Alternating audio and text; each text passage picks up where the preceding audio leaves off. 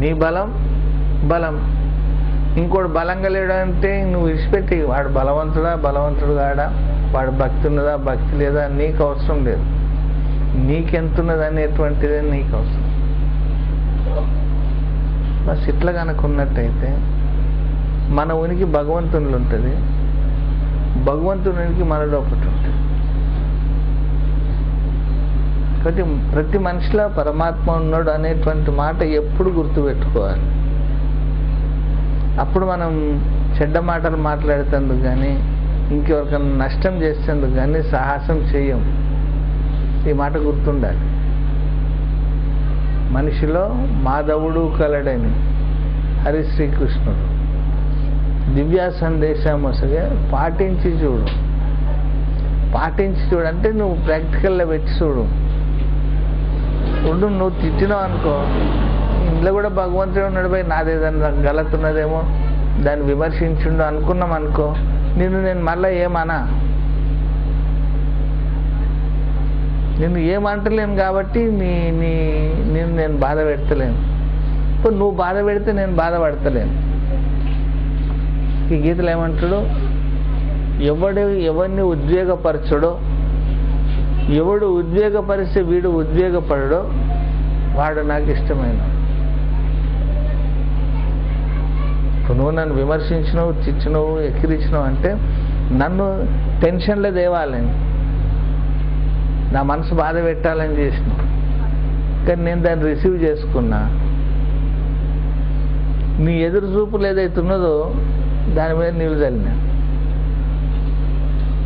నువ్వేమెదురు చూస్తుంటే ఈ మాట అంటే వీడిని టెన్షన్లు తెస్తా చూడు, వీడు టెన్షన్లో రాలేదు, ఇప్పుడు నీకు గాబర సురువు అవుతుంది. ఇంత అంటే కూడా వీడేం చేయలేదేమ్రా, ఇప్పుడు బాధనే పడతలేడు. ఇంకో ప్రయత్నం చేస్తావు, ఇంకో ప్రయత్నం, మూడో ప్రయత్నానికి అవుట్ అయిపోతుంది. ఎవడు ఉద్వేగపడడు, లేదా నువ్వు అన్నవని మళ్ళీ నిన్ను కూడా నేను టెన్షన్లో తెచ్చినావు అనుకో, ఇక పెరుగుతుంది. అది కథమైపోతుంది. ఎవడన్నా ఒకడు మానేసిండు అనుకో, జగడ కథమైపోతుంది.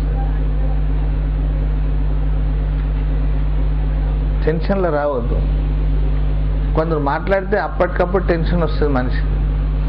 లగవ పూజ ఉంటారు వీళ్ళు, తెలుసా? లగవ పూజ అంటే अंगार लगाना फिर बुझाना दोनों काम उनका है. लगा बुझा లింగలం పెట్టేస్తారు జెరసేపట్ల, బగబగ మండుతుంటే జెరసేపట్ల ఆరిపేస్తారు. అందరితో కాదు, ఆర్త అందరికి ఉండేది. పంచాయతీ పెడతారు వాళ్ళే, పంచాయతీ జరిగే పోనీతి ఏం కొట్లాడుతున్నారని ఆరిపేస్తారు కూడా వాళ్ళే. ఈ సంతులతో కష్టమైపోతుంది. లగావ భుజావు అప్పుడు లగావ భుజోగాల పని నడవదు. లగావ భుజోగ పని నడవదు. ఉద్వేగానికి రావద్దు, ఉద్వేగంలో ఇంకొకరిని తేవద్దు. పరుష మాటలు మాట్లాడి ఎదురుంగోళ్ళని టెన్షన్లు తేవద్దు. కొందరికి అలవాటు ఉంటుంది, ఎంత చెప్పినా కూడా వాళ్ళు చేసేది వాళ్ళు చేస్తుంటారు. అందుకే ఎవరికి వాళ్ళకి ఇష్టమై చేస్తూనే నడుస్తుంది విద్య. మనం ఎంత బలవంతంగా చెప్తే కూడా ఎక్కదు వాళ్ళ మైండ్లో.